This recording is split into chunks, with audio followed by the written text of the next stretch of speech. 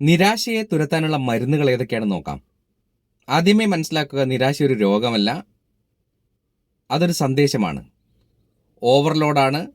അല്പം നിൽക്കൂ, ഒന്ന് ശ്വാസമെടുക്കൂ. ഇതാണ് നിരാശ നമുക്ക് തരുന്ന സന്ദേശം. നിരാശ ഒരു ശത്രുവായിട്ട് കാണാതെ നിരാശയെ ഒന്ന് കേൾക്കാൻ പഠിച്ചാൽ നല്ല ആശ്വാസം ലഭിക്കും. മനസ്സിന് മരുന്ന് നൽകുന്നതിന് മുൻപേ തന്നെ ശരീരത്തിന് മരുന്ന് നൽകണം. കാരണം ശരീരം സ്റ്റേബിൾ ആയാൽ തന്നെ നിരാശ പമ്പ അടക്കും.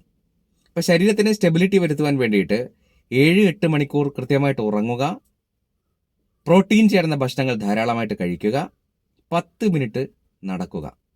ശരീരം സ്റ്റേബിളായി കഴിഞ്ഞാൽ മനസ്സ് 40% ഇംപ്രൂവ് ചെയ്യും.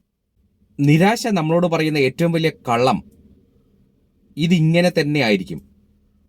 ഇത് നമ്മുടെ ഒരു ചിന്ത മാത്രമാണ്. കാരണം നമ്മുടെ ബ്രെയിൻ കെമിസ്ട്രി മാറും, സമയം മാറും, സിറ്റുവേഷൻ മാറും, നമ്മളും മാറും. അപ്പോൾ നമ്മളോട് നിരാശ പറയുന്ന ഏറ്റവും വലിയ കള്ളമാണ് ഇതിങ്ങനെ തന്നെ ആയിരിക്കും. നിരാശയ്ക്കുള്ള ഏറ്റവും വലിയ ഫ്യൂവൽ ഏതാണെന്നറിയാവോ? അതാണ് കമ്പാരിസൺ.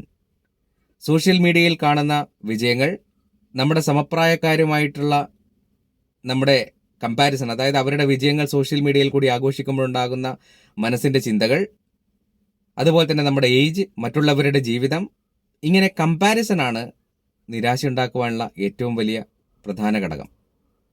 കമ്പാരിസൺ എപ്പോഴും നിരാശയ്ക്കുള്ള ഏറ്റവും നല്ല ഫ്യൂവലാണ്. അടുത്തത് അർത്ഥമുണ്ടാക്കുക എന്നുള്ളതാണ്. യൂസ്ലെസ് എന്ന പദത്തിന് പകരം യൂസ്ഫുൾനെസ് എന്ന പദം നമ്മൾ കൊണ്ടുവരിക. അതായത് ചെറിയ റെസ്പോൺസിബിലിറ്റികൾ ഏറ്റെടുക്കുക, അതുപോലെ തന്നെ മറ്റുള്ളവരെ സഹായിക്കുക.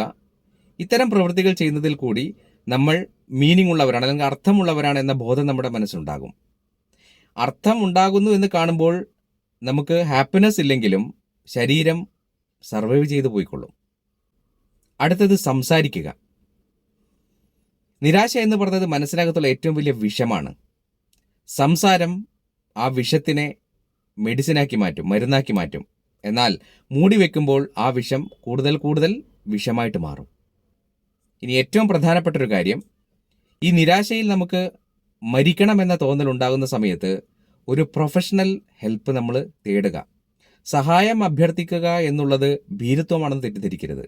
ഏറ്റവും വലിയ ധീരന് മാത്രമേ സഹായം അഭ്യർത്ഥിക്കുവാൻ സാധിക്കുകയുള്ളൂ. അപ്പോൾ ഇത്തരത്തിലുള്ള പ്രശ്നങ്ങളിൽ കൂടി, നിരാശയിൽ കൂടി കടന്നു പോകുന്ന സമയത്ത് മരണം എന്ന ഒരു ആശയം മുൻപിൽ വരുമ്പോൾ ഒരു പ്രൊഫഷണൽ ഹെൽപ്പ് നമ്മൾ തേടുക. ഞാൻ ഈ വീഡിയോയുടെ ഏറ്റവും എൻഡിൽ നമുക്ക് അങ്ങനെയുള്ള സിറ്റുവേഷനിൽ നമുക്ക് ബന്ധപ്പെടാൻ പറ്റുന്ന നമ്പർ കൂടി, ടോൾ ഫ്രീ നമ്പർ കൂടി കൊടുക്കുന്നുണ്ട്. അതുകൂടി നമ്മൾ കൺസിഡർ ചെയ്യുക.